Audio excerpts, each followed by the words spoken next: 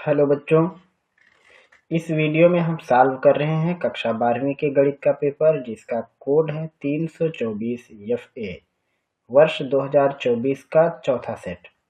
और इस सेट का इस वीडियो में दूसरा पार्ट है। पहला पार्ट पहले ही सॉल्व किया जा चुका है जिसमें हमने सवाल नंबर 1 से लेकर के सवाल नंबर 3 के सभी खंडों तक को हल किया है।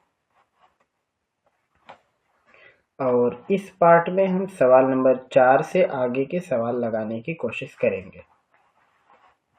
तो पहला सवाल है यहाँ पे सवाल नंबर 4 का, सिद्ध कीजिए कि समुच्चय 1, 2, 3 में 1, 2 और 2, 1 के अंतर्विष्ट करने वाले तुल्यता संबंधों की संख्या 2 है।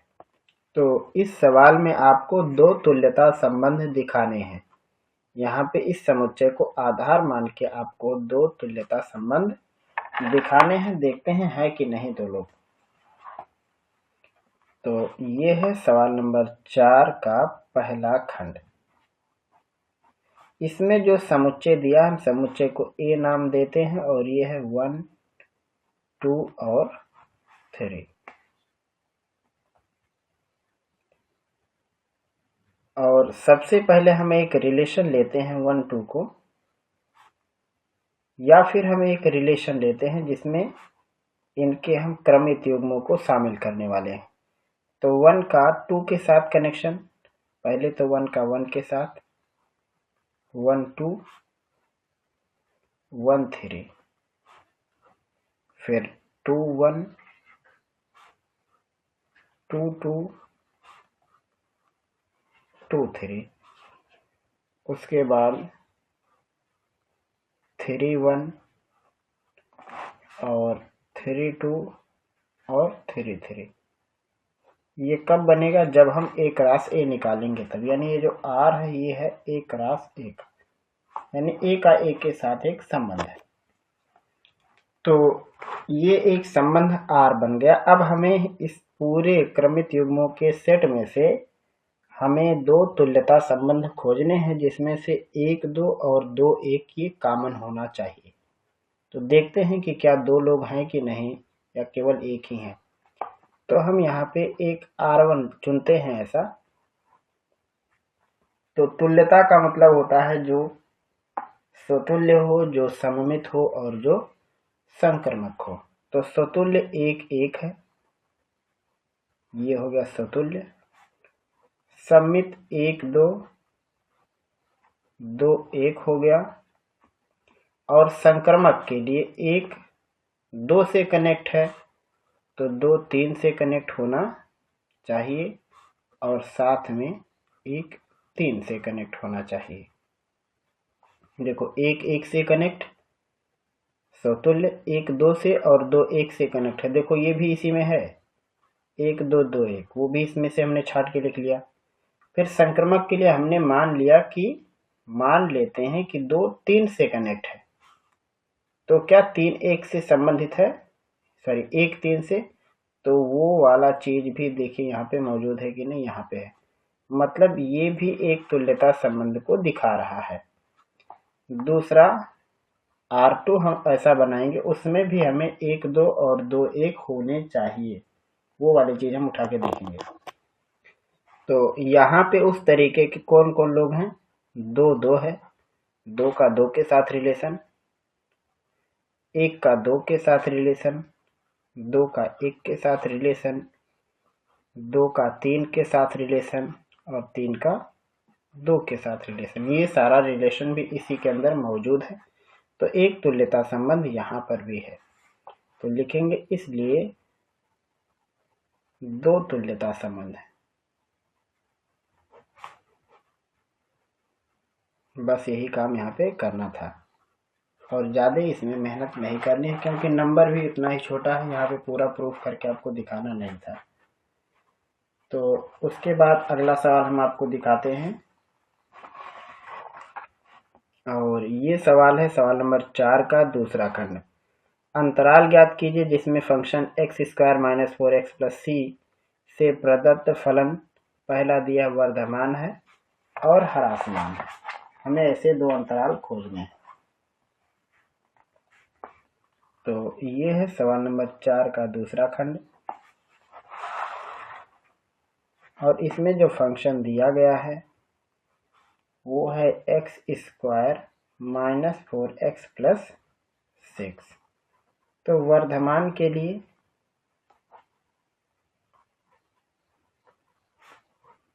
F dash x greater than 0 होनी चाहिए। तो एक्स स्क्वायर का हो जाएगा 2x, 4x का 4 ग्रेटर देन 0, यानी x माइनस 2 ग्रेटर देन 0, यानी x ग्रेटर देन 2, यानी x की वैल्यू 2 से बड़ी होनी चाहिए। तो 2 से बड़ी वैल्यू यानी अनंत तक जाएगा। तो यहाँ पे अंतराल जो होगा वो होगा 2 और अनंत तक। वैल्यू जो भी होगी इसके बीच में वो होगी वर्धमान के लिए। ह्रास मान के लिए एफ डैश एक्स जो होगा वो लेस देन 0 होगा, यानी एफ डैश एक्स यानी 2x माइनस 4 लेस देन 0, यानी x माइनस 2 लेस देन 0, यानी x लेस देन 2। तो यहाँ पे जो अंतराल बनेगा 2 से छोटा, यानी उल्टे दिशा में, यानी नेगेटिव इन्फिनिटी टू 2। ये हो जाएगा इस सवाल का जवाब। अब आप कहोगे कि ये चीज कैसे पता चल गया, तो आप चाहे तो एक ग्राफ ऐसे बना लो, एक तरफ पॉजिटिव में इन्फिनिटी, एक तरफ नेगेटिव में इन्फिनिटी, और यहाँ बीच में कहीं पे पॉइंट हम 2 ले लेते हैं। तो ग्रेटर देन 2, 2 से बड़ा ये होगा वर्धमान, और 2 से छोटा ये होगा ह्रासमान। यानी नेगेटिव इन्फिनिटी से 2 तक ह्रासमान और 2 से इन्फिनिटी तक निरंतर वर्धमान है या वृद्धिमान। यही सवाल का जवाब होगा। अगला सवाल दिखाते हैं हम। सवाल देखिए, सवाल नंबर 4 का तीसरा खंड है। अवकल समीकरण x minus Y into D Y by D X equal है x प्लस 2y। इसको हल करना है, यानी बिना D Y by D X के कर दो इसको। तो ये है सवाल नंबर 4 का तीसरा खंड। x minus Y D Y by D X equal है x प्लस 2y। तो इसको हम लिख देंगे D Y by D X, और ये हो जाएगा x प्लस 2y बटे में x माइनस वाई। तो ये देखो जो समीकरण है इसमें x और y की पावर एक जैसी है, और जब एक जैसे पावर के लोग हों तो हम वहाँ पे ये जो ऊपर वाली वैल्यू है इसी वैल्यू को कुछ मानते, जैसे यहाँ पे y है तो हम y को कुछ मान लेंगे, इसको अगर हम पलट दिए तो ये हम कुछ मान लेंगे। तो यहाँ पे हम ये मान लेते हैं कि y की वैल्यू vx मान लेते हैं, जहाँ v एक चर राशि है। तो अगर हम इसका x के सापेक्ष अवकलन करें तो पाएंगे D Y by D X, V x का 1 हो जाएगा, और x को छोड़ के v का करेंगे तो D V by D X. जब हमने ऐसा माना तो हमें ये रिजल्ट मिला। अब हम इस रिजल्ट को, इसको एक समीकरण मानेंगे, इसको हम दूसरा समीकरण मानेंगे, इसको हम तीसरा समीकरण मान लेते हैं। तो इस तीसरे समीकरण से D Y by D X का मान पहले में रखेंगे जब, तो मिलेगा v plus X D V by D X. ये इक्वल हो जाएगा x प्लस 2, y की जगह पे vx और x माइनस vx। तो अंश और हर से x को हटा देंगे तो मिलेगा v plus X D V by D X equal 1 plus 2v by 1 minus v को दूसरी तरफ कर देंगे जब, तो हो जाएगा x plus D V by D X 1 plus 2v by 1 minus v minus v, यानी हो जाएगा 1 प्लस 2v माइनस में v का गुणा 1 में करेंगे तो माइनस v, और माइनस v का गुणा माइनस v में करेंगे तो v square by 1 minus v, और ये हो जाएगा 1 plus v square by 1 minus v। यहाँ देखो इंटू हमने लगा दी। ये रहेगा, यानी x dv/dx की वैल्यू हो जाएगी 1 + v + v² / 1 - v। अब इस सवाल को आगे सॉल्व करने के लिए हमें क्या करना है, x को x की तरफ करना है और v को v की तरफ करना है।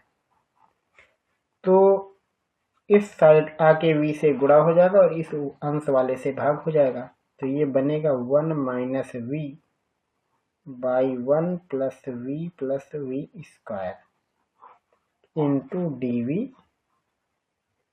और इस साइड होगा 1/x dx, ये हो जाएगा। अब इस तरफ का तो समाकलन हो जाएगा, लेकिन इधर वाले का समाकलन थोड़ा मुश्किल है, तो हम इसी में सुधार करने की कोशिश करेंगे। हम इसको 1 - v को v - 1 बनाने के लिए दोनों तरफ माइनस से गुणा करा देंगे, पहला काम। तो ये हो जाएगा v - 1 1 + v + v² dv, और ये हो जाएगा माइनस में 1/x dx। अब एक बात और ध्यान देना है कि अगर मान लो हम हर को कुछ मान लेते हैं, तो जब v² का अवकलन करेंगे तो 2v हो जाएगा और v का हो जाएगा 1, लेकिन यहाँ पे 2v नहीं है, तो हम अंश और हर में 2 से गुणा करा लेते हैं।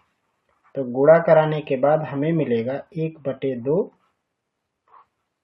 और 2v - 2 बटे में 1 + v + v² dv माइनस में 1/x dx, ऐसे ही है। ये सवाल 2 नंबर में दिया, हालांकि ये इसका है नहीं, ये तो वैसे कुछ भी सवाल कहीं पर भी छापते हैं।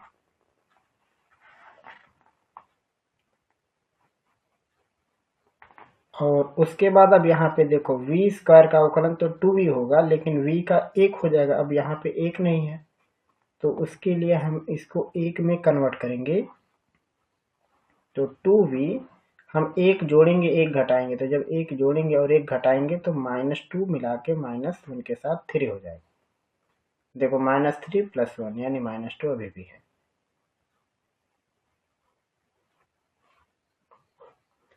ये हो गया dv इक्वल माइनस में 1/x dx। अब ये हुआ 1/2। अब एक बार इसके साथ हम इसको लगाएंगे, तो ये हो जाएगा 2v + 1/1 + v + v², और जब 3 के साथ आएगा तो माइनस में 3/2 हो जाएगा और बनेगा 1/1 + v² dv इक्वल माइनस में 1/x dx। अब यहाँ पे हम इसको कुछ भी मान के इसको तो सॉल्व कर ले जाएंगे, दोनों के साथ dv है, लेकिन लफड़ा ये है, इसको हम नहीं सॉल्व कर पाएंगे। तो इसके लिए हमें इसे पूर्ण वर्ग बनाने का तरीका मालूम होना चाहिए। पूर्ण वर्ग बनाने का तरीका ये है कि ये जो हमारा एक पावर वाला, यानी इस पे 1 की घात है, इसके गुणांक के आधे से का वर्ग हम जोड़ते और घटाते। तो इसके गुणांक का आधा 1 है, उसका आधा 1/2, उसका वर्ग 1/4। 1/4 जोड़ना भी है और 1/4 घटा भी देना है, तो इसका पूर्ण वर्ग बन जाएगा। आइए बना के देखते हैं कि कितना बनेगा। हम डायरेक्ट नीचे लिखेंगे, यहाँ पे हम पूर्ण वर्ग बनाना सीखते हैं। 1 + v + v² का पूर्ण वर्ग बनाना। सबसे पहले हमें क्या करना है, हमें इसको अवरोही क्रम में दिखाना है पहले, यानी इसको हम ऐसा लिखेंगे v² + v + 1। v का गुणांक 1 है और इसका आधा करना है 1/2, वही जोड़ना है और वही घटाना है, तो v² + v + 1। अब 1/2 का वर्ग होगा 1/4, ये जोड़ा जाएगा और यही घटाया भी जाएगा। तो ये लोग कौन कौन लोग एक साथ हो जाएंगे, 1 2 और ये 3 लोग एक साथ, और ये एक साथ हो जाएगा।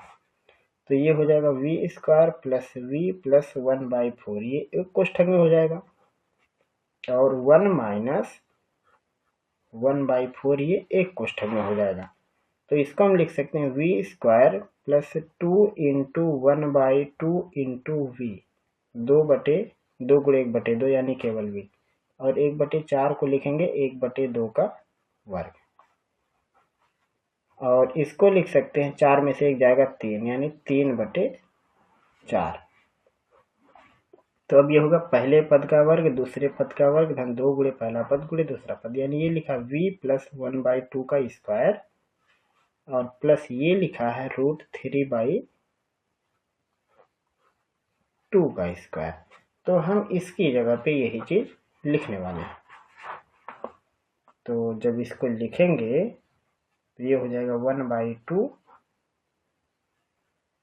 2v plus 1।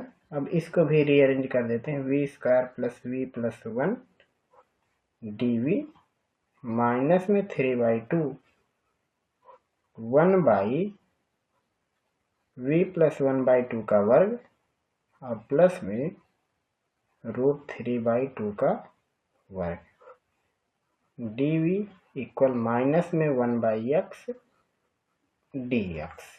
तो इस लाइन को हमने यहाँ पे उतार लिया है ताकि आगे सवाल लगाने में थोड़ी सी आसानी रहे। तो अब इसके बाद आपको क्या करना है, सिंपल आपको दोनों पक्षों का समाकलन कर देना है। तो हम लिखेंगे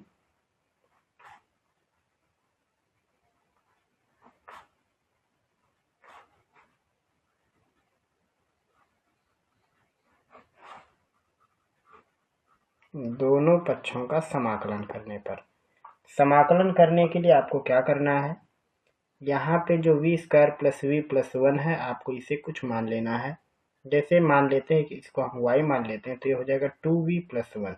यहाँ पे करके देख लेते हैं, हम यहाँ पे मान लेते हैं v² प्लस v प्लस 1 को y, दोनों तरफ v के सापेक्ष अवकलन करेंगे तो 2v प्लस 1 dv की वैल्यू हो जाएगी dy। अब इसको इसमें रख देंगे अगर, तो यहाँ पे 2v प्लस 1 dv की जगह पे dy रखेंगे और इसकी जगह पे y रखेंगे। तो समाकलन करने के लिए हम इस हिसाब से 2v प्लस 1 dv को हम dy लिखेंगे, तो ये बन जाएगा 1/y dy, क्योंकि इस पूरे पार्ट को आपने y माना है। और सेम इसी तरीके से ये जो 3/2 है हम इसका समाकलन करेंगे तो हम इस पूरे को x मानेंगे, इस पूरे को a मानेंगे। हम एक सूत्र जानते हैं, समाकलन x² प्लस a² होता है 1/a tan इनवर्स x/a। इसी सूत्र के आधार पर हम इसको सॉल्व करेंगे। यहाँ x का मतलब v प्लस 1/2 है और a का मतलब √3/2 है। तो एक बार पहले निशान लगा देते हैं इसको ऐसे ही, v प्लस 1/2 का वर्ग प्लस √3/2 का वर्ग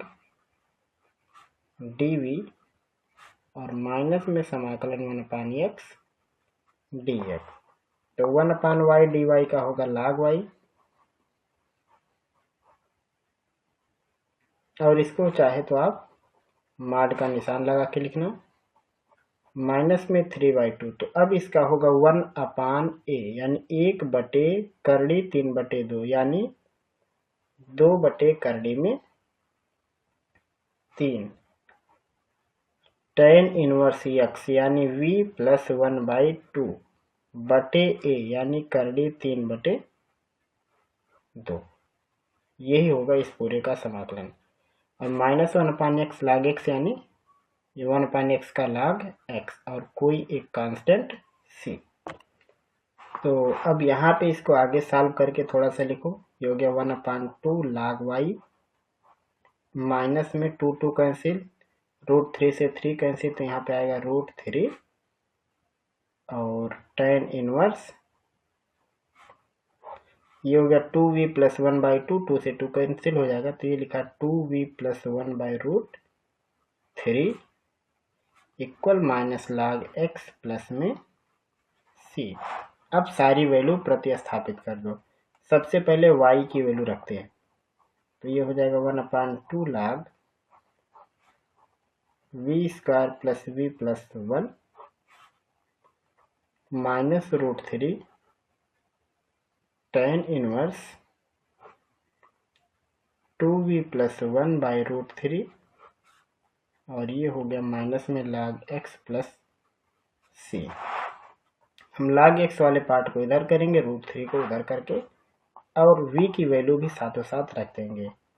1/2 log v की वैल्यू थी y बराबर हमने माना था vx, तो v की वैल्यू होगी y बटे x, तो ये हो जाएगा y बटे x का स्क्वायर y बटे x प्लस 1 और माइनस वाला पार्ट इस तरफ आके प्लस में, और ये दूसरी तरफ जाके ये भी प्लस में, 2y बटे x प्लस 1 बाई √3 और प्लस में c। तो ये हो गया 1/2, देखो बीच में प्लस है तो गुणा कर सकते हैं, तो ये लिखा हुआ log y square plus y square बटे x स्क्वायर y बटे x प्लस 1 और इसमें गुणा हो गया x का √3 tan इनवर्स, और इसको लिख सकते हैं 2y प्लस x बटे x √3 प्लस c, या 1/2 log x का अंदर गुणा करेंगे तो y स्क्वायर बटे x हो जाएगा, ये y हो जाएगा और ये केवल x हो जाएगा। या तो हर बराबर करने के लिए सब में x, इसमें x है, इसमें x स्क्वायर से गुणा कर दो, तो y square plus xy plus x square बटे x square into x, √3 tan inverse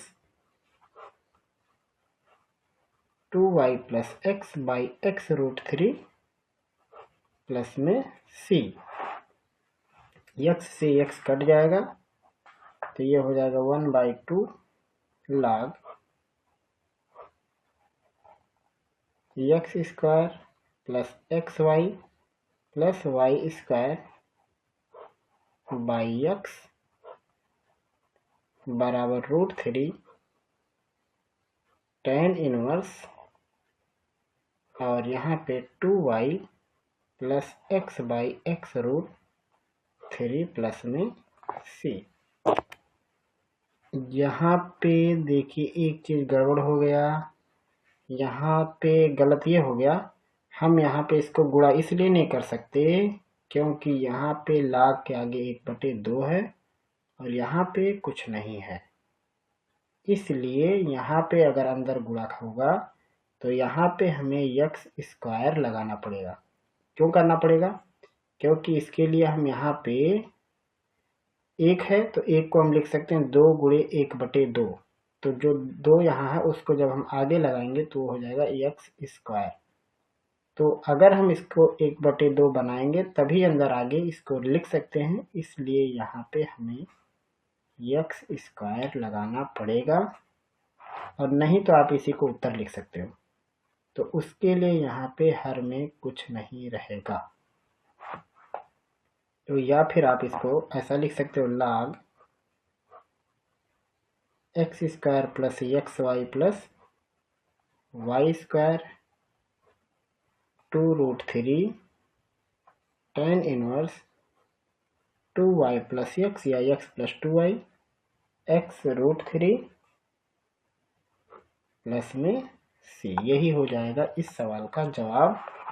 तो ये है इसका पूरा का पूरा सलूशन। सवाल 2 नंबर में है, हालांकि गलत ठिकाने पर छप गया है, ये सवाल बहुत बड़े नंबर में होना चाहिए। तो ये इसका पूरा का पूरा कंप्लीट सलूशन है।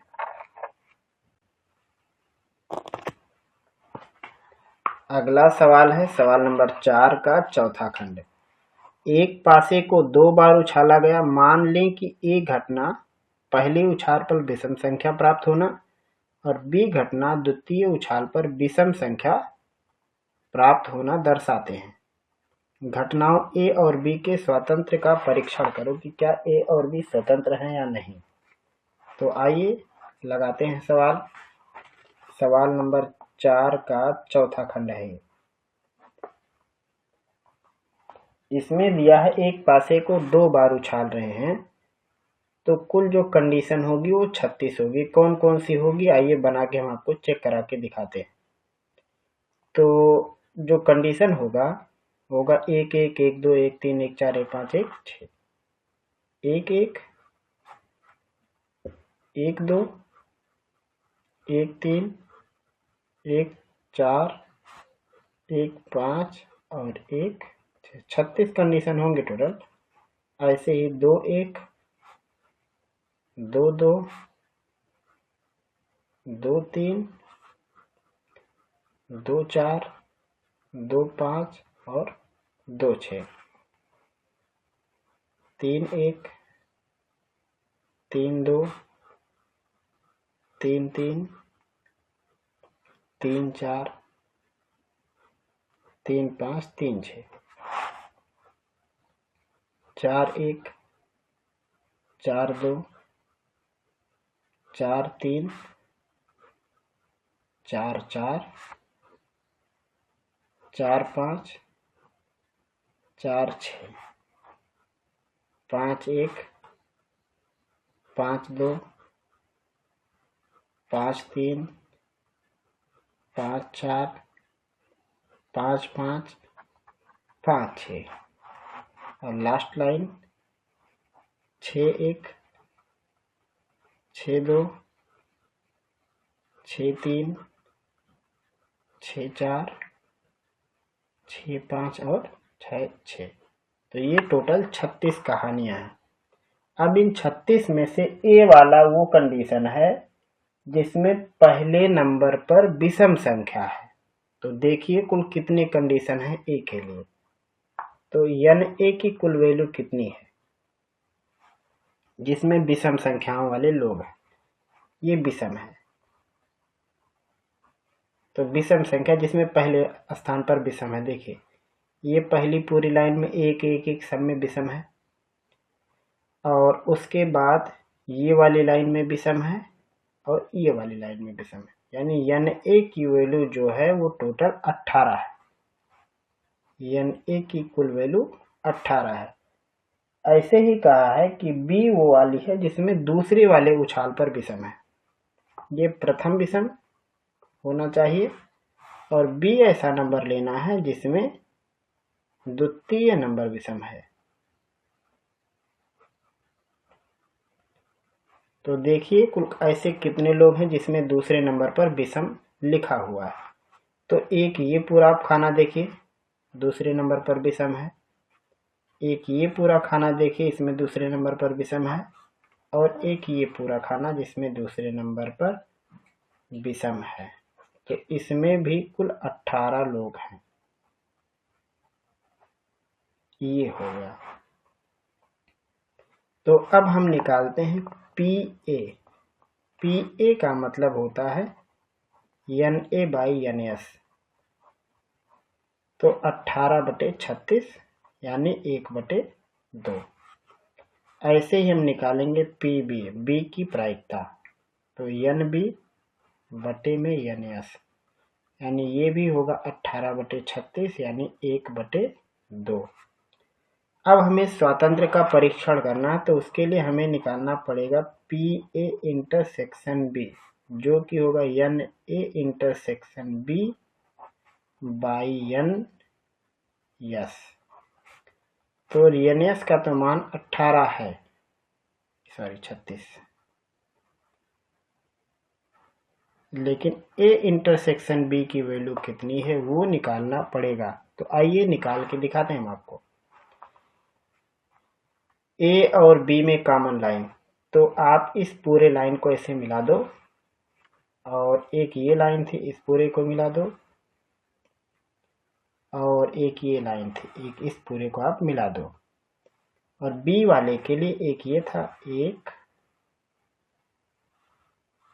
2 और एक ये सॉरी गलत जगह चला गया 5 वाली लाइन है ये तो यहाँ पे देखो उभयनिष्ठ लोगों की तादाद कितनी है, 1 2 3 4 5 6 7 8 9, यानी ए इंटरसेक्शन बी में कुल 9 लोग हैं, तो वहाँ 9 लिख देते हैं।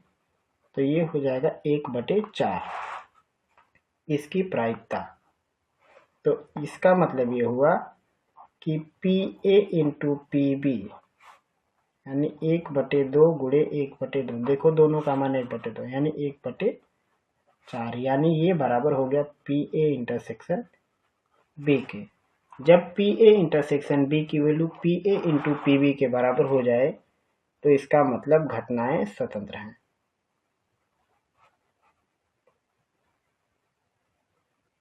और यही इस सवाल का जवाब है। ये यहाँ से सवाल शुरू हो रहा है और यहाँ पे इसका जवाब समाप्त होता है।